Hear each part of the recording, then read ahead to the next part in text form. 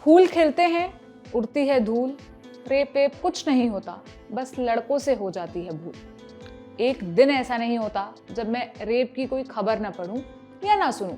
रोज एक ना एक बार ऐसा होता है कि मैं पूछती हूँ कि भाई रेप क्यों होता है, ये रेपिस्ट आते कहाँ से हैं, ये कैसी सोच वाले लोग होते हैं और न जाने क्या क्या। बेसिकली मैं अपने दिमाग को जबरन का प्रेशर देती हूँ, ये सोचकर कि पुलिस काम क्यों नहीं करती, सरकार रेप को लेकर कड़े कानून क्यों नहीं बनाती। बेवकूफ़ हूँ, ये नहीं देख पाती कि हमारे जिम्मेदार नेता और बाबा लोग रेप को लेकर कितनी गंभीरता से सोचते हैं। संसद, सत्संग और विधानसभाओं तक रेप रोकने को लेकर कितनी जरूरी बातें कही जाती है। ज्ञान के ऐसे ऐसे मोती जिन्हें कोई लड़की अपने जीवन में अगर अपना ले तो उसका रेप होना तो दूर, कोई पुरुष उस लड़की की तरफ नजर उठाकर भी नहीं देखेगा। क्या है वो ज्ञान के मोती? आज के म्याऊं में इसी के बारे में बात करूंगी।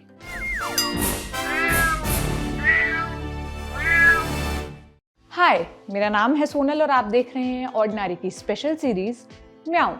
दरअसल कर्नाटक विधानसभा का सेशन चल रहा था। रेप से जुड़े किसी मामले पर चर्चा चल रही थी। कांग्रेस विधायक रमेश कुमार बोले, जब रेप होना तय ही है तो आराम से लेटो और मजे लो।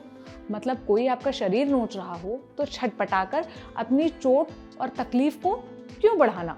उससे अच्छा तो होगा ना कि आप रेप को सेक्स समझकर एंजॉय कर लो। कितनी गहरी बात कही मंत्री जी ने। बालिके, रेपिस्ट तो आपके लिए परमानंद की प्राप्ति का रास्ता है, उसे स्वीकार करो। लेकिन रेप से बचने का ये इकलौता मार्ग नहीं है। रिश्ते लगाने वाली एक वेबसाइट की टैगलाइन है, और भी हैं रास्ते जीवन साथी पाने के। इसी तरह और भी हैं रास्ते रेपिस्ट को दूर भगाने के। क्या है वो, मैं आपको सब बताऊंगी। पहला तरीका, अगर कोई आपका रेप करने आए तो उसे राखी बांधकर भैया बोल दो, उसका हृदय परिवर्तन हो जाएगा। वो रेप करने के बजाय खुद आपको घर तक छोड़कर आएगा। वाओ, कितना सिंपल तरीका था ना ये, रेप और कई केसेस में तो मौत से भी बचने का। दूसरा तरीका, जीन्स पहनना छोड़ दो। जीन्स या शॉर्ट्स टाइप की चीजें क्यों ही पहननी है? एक तो ये पश्चिमी सभ्यता का परिचायक है, ऊपर से अगर आपकी जांघें मोटी हुई तो जीन्स आपके पैरों का कट दिखाता है।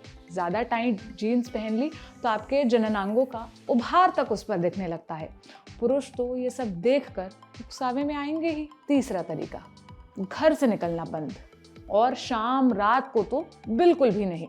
न रहेगा बांस, न बजेगी बांसुरी, न लड़कियां घर से निकलेंगी, न उनका रेप होगा। रही बात घरों के अंदर या दिन में होने वाले रेप्स की, तो वो तो अभी कितने ही कम हो गए हैं। चौथा तरीका, चाउमीन खाना एकदम बंद कर दो।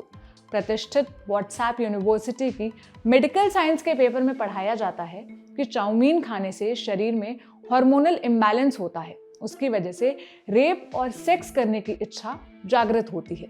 इसलिए चाउमीन खुद तो खाना ही नहीं, आपके आसपास अगर कोई पुरुष चाउमीन खा रहा है तो उसे भी रोकना है। उसका चाउमीन खाना भी आपके लिए उतना ही खतरनाक है। पांचवा तरीका, लड़कों को तिरछी नजरों से देखना बंद कर दो। आपकी आंखें देखकर वो सारी दुनिया भूल जाते हैं। चलने लगता है तो बस रेप का स्लाइड शो। और हाँ, तिरछी नजर या आंख मारने वाले स्माइली भी लड़कों को भेजना आज से एकदम बंद। केवल काम की बात, रेप की इच्छा रखने वाले पुरुष मासूम होते हैं। आपके इमोजी का गलत मतलब उन्होंने निकाल लिया तो आपके लिए ही आफत हो जाएगी। छठा तरीका, अपनी लक्ष्मण रेखा नहीं लांघनी है। अपनी संस्कृति और संस्कारों के दायरे में रहिए। कपड़े भी उसी हिसाब से पहनिए।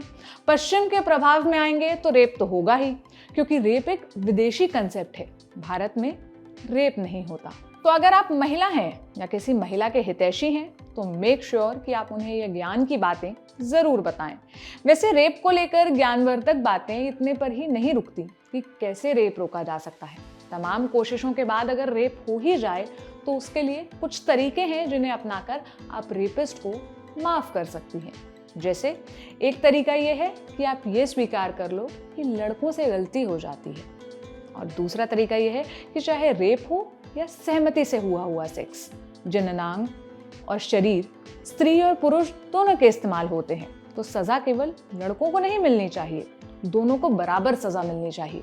जब खुद को सजा देने की बारी आएगी तो आप खुद रेपिस्ट को सजा दिलाने की मांग करना बंद कर देंगी। तो बहनों, 100 बात की एक बात कि रेप तो होता आया है, रेप तो होता रहेगा। पुलिस, कानून, कोर्ट, सरकार और संविधान की धाराओं पर सवाल उठाना बंद करो।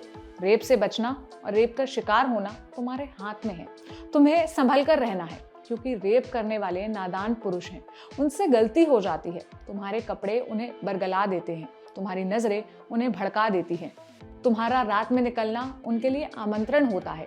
तुम्हारी टाइट जीन्स से झांकते नितंब देखकर वो खुद को रोक नहीं पाती। रेप की जब भी कोई खबर आती है तो किसी ठोस एक्शन की बजाय हमें अपने नेताओं से सुनने को मिलते हैं इस तरह के गैर जिम्मेदार बयान। ये नेता जो रेप को लेकर भी रेपिस्ट की जगह विक्टिम को जिम्मेदार ठहराते हैं, तो उनका काम हमने आसान कर दिया। उन्हें बार बार ऐसे सुझाव देने से बचाने के लिए हमने सब कुछ एक बार में बता दिया, जनहित में जारी टाइप।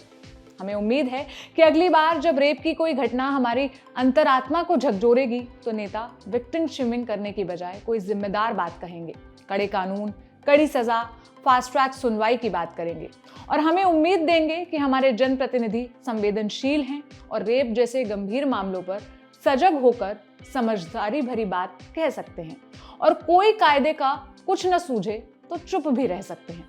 हमने शुरुआत कर्नाटक के विधायक के बयान से की थी। जाते जाते हम आपको उस वीडियो के साथ छोड़ जाएंगे। मैं चाहती हूँ कि रेप के चुटकुले पर स्पीकर महोदय की जो हंसी आई है उसे नजर न लग जाए और हमारे भारत के वो पुरुष जो मर्दानगी के जहर से भरे हुए हैं वो भी इसे देखें और कामना करें कि इस हंसी को नजर न लगे। There is a saying, when rape is punishable, lie down and enjoy it. That's exactly the position into which you are. कैसा लगा आपको ये शो? मुझे कमेंट सेक्शन में बताइएगा। आपकी क्या राय है इस मसले पर? मुझे ये भी कमेंट सेक्शन में बताइएगा। अपना ख्याल रखिए। शुक्रिया।